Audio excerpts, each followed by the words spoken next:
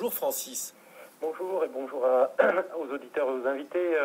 Les conflits d'intérêts existent, comme vous l'avez dit, dans tous les pays et à toutes les époques. Par contre, quand on cherche un peu dans l'époque de la Rome antique ou de la Grèce antique, on se rend compte qu'il y a eu des périodes qu'on appelait des périodes de stococratie, où on donnait le pouvoir au peuple. Aujourd'hui, c'est... Stococratie. Aujourd'hui, c'est promu en France par un prof...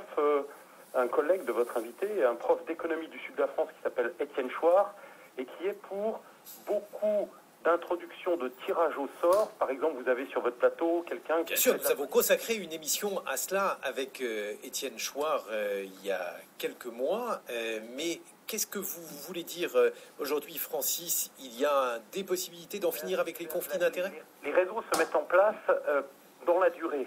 C'est-à-dire que jamais un laboratoire pharmaceutique ne pourra arroser un député qui est là pendant 3 ans ou 4 ans, ou qui n'a quasiment aucune, ou 5 ans, hein, peu importe, mais qui n'a quasiment statistiquement aucune probabilité d'être retiré au sort la fois suivante. Ça y est, je vous ai compris. Effectivement, Francis, pour les hommes politiques, notamment ceux qui font carrière en politique, Bernard Debré, on peut effectivement se dire qu'il y a un risque et que du coup, il serait, par exemple, selon Francis et plus généralement selon Étienne Chouard, de trouver un système qui finalement les empêche de briguer un second mandat. Alors là, c'est le tirage au sort. Vous, qu'est-ce que vous en pensez? C'est vrai que si on avait la possibilité d'être député une seule fois, eh bien, on n'aurait pas la possibilité de tisser des liens sur la durée avec des groupes de pression ou des lobbies.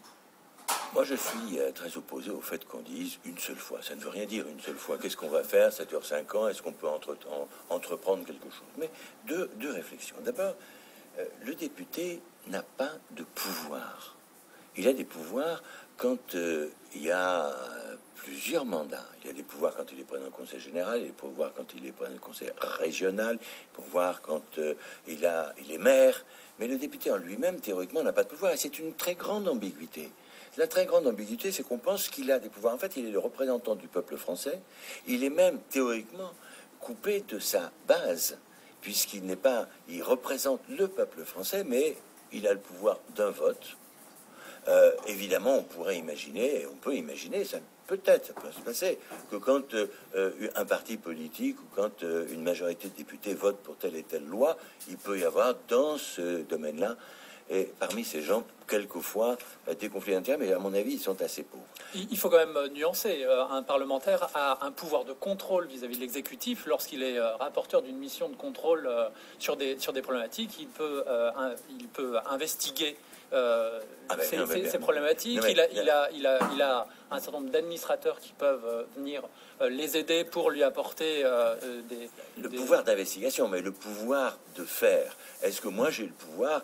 Il a le pouvoir de délibérer avec... Bernard Debré, vous avez quand même du pouvoir. Vous en avez d'ailleurs collectivement au sein du groupe. Après, sinon vous ne demanderiez pas... Non, mais attendez, le problème, c'est qu'on a un pouvoir collectivement. Non, l'ambiguïté, c'est quoi? C'est quand on fait notre permanence, par exemple, quand on a notre permanence, les personnes qui viennent nous voir, outre le fait qu'ils demandent toujours des passe-droits, mais pensent qu'on a le pouvoir.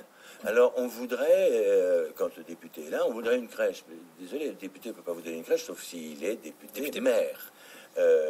Ça, c'est le problème du cumul des mandats. On voudrait tel et tel avantage, mais on n'a pas ce pouvoir de donner, on n'a pas de pouvoir local. On a un pouvoir au niveau de l'Assemblée nationale, en groupe.